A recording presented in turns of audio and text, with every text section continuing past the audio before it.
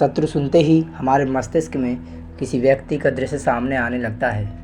क्या हमारे वास्तविक शत्रु केवल मनुष्य ही हैं या हमारे अंदर विद्यमान अवगुण हमारे वास्तविक शत्रु हैं? आइए हमारे भीतर मौजूद इन शत्रुओं को विस्तार से समझें तथा इस प्रस्तुति में हम इन पर विजय पाने का एक उपाय भी जानेंगे। आइए शुरू करें।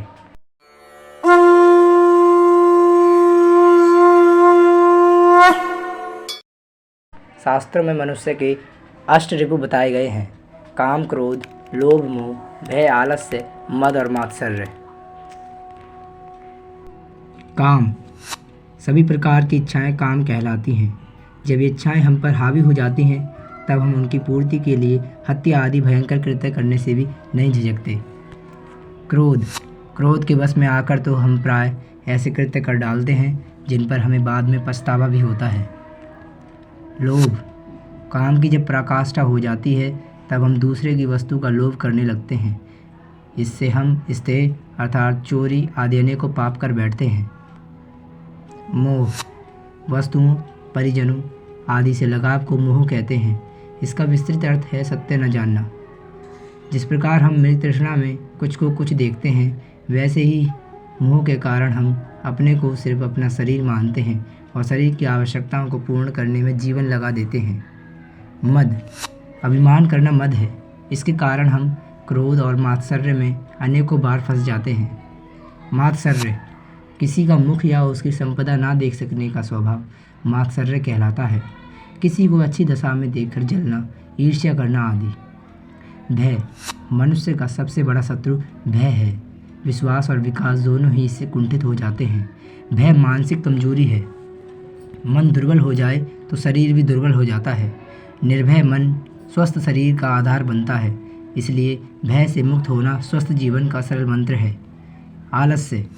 आलस्य भी मनुष्य का सबसे बड़ा शत्रु है, क्योंकि आलस्य मनुष्य को कभी भी जीवन में उन्नति नहीं करने देता। आलस्य मनुष्य को इतना कमज़ोर बना देता है कि उसे परिश्रम से घृणा हो जाती है और वह सदैव आराम की अवस्था में ही रहना चाहता है। इस प्रकार हम देखते हैं कि ये सभी मानसिक विकार एक दूसरे से ही उत्पन्न होते हैं। गीता कहती है, ध्यायतो विषयान् पुंसः संगस्तेषु जायते, संगात् संजायते कामः, कामात् क्रोधोऽभिजायते, क्रोधोद्भवति सम्मोहः, सम्मोहात् स्मृति विभ्रमः, स्मृतिभ्रंशात् बुद्धिनाशो, बुद्धिनाशात् प्रणश्यति। अर्थात विषयों के बारे में सोचते सोचते मनुष्य का उनमें लगाव उत्पन्न हो जाता है। उस लगाव से काम, काम से क्रोध, क्रोध से मोह, मोह से स्मृति का नाश, स्मृति नाश से ज्ञान का नाश और ज्ञान के नाश से वह आत्मा स्वयं नष्ट हो जाती है, अर्थात अधर्म में फंस जाती है। हमारा अज्ञान हमसे इतना बलपूर्वक चिपका होता है कि इन शत्रुओं से छुटकारा पाना अत्यंत कठिन हो जाता है। छुटकारा पाने के लिए हमें विरक्ति के सारे उपाय करने पड़ते हैं। तब करना पड़ता है, इंद्रियों पर विजय प्राप्त करनी पड़ती है। परंतु इनसे थोड़ा सरल एक उपाय और भी है, वह है इन भावनाओं को धर्म में मोड़ देना। लेकिन यह कैसे संभव है? जैसा कि हमने देखा, क्रोध भी हमारे 8 शत्रुओं में से एक है, लेकिन कैसे हम इसे धर्म में मोड़ सकते हैं? इसके लिए आपको बस इतना करना है कि आज के बाद से आप केवल अन्याय पर क्रोध करेंगे, अपराध पर क्रोध करेंगे, उनका प्रतिकार करेंगे, अपने क्रोध को सात्विक बनाएंगे। इससे आपको शांति भी मिलेगी और सोपकार व परोपकार भी होगा। उसी प्रकार आप अपने शत्रु काम की भी दिशा और दशा बदल सकते हैं। अच्छी वस्तुओं की कामना करिए, सुख की, शांति की, दूसरों की भलाई की, विश्व में सुख शांति की, धर्म की, सत्य की। धर्म को जानकर कामना को उसके अनुसार कर दीजिए। महर्षि दयानंद सरस्वती ने इसीलिए सदा कहा है कि भौतिक सुख समृद्धि के लिए हर संभव प्रयास करो, परंतु भौतिक धनार्जन सदा धर्म की परिधि में होना चाहिए। लोभ। ज्ञान का लोभ करिए। जिस किसी से भी ज्ञान मिले उसे झट से दोनों हाथों से बटोर लीजिए। उसके लिए कष्ट उठाइए, उसके लिए रात रात भर जागिए। परोपकार के लिए लोभ करिए। परोपकार करने का कोई भी अवसर मत छोड़िए, उसके लिए अवसर बनाइए। मोह। इसे विश्व प्रेम में बदल दीजिए। एक वस्तु, एक मनुष्य में से निकालकर मोह को सब वस्तुओं, सब मनुष्य में उड़ेल दीजिए। ये अनायास ही धर्म की ओर ले जाएगा। मद। मद सदैव आत्मविश्वास का करो। आत्मविश्वास का मद कभी न टूटे, हम में कभी हीन भावना ना हो, परंतु कभी ये अभिमान में ना बदले। मात्सर्य को दूसरों से स्पर्धा में बदल दो।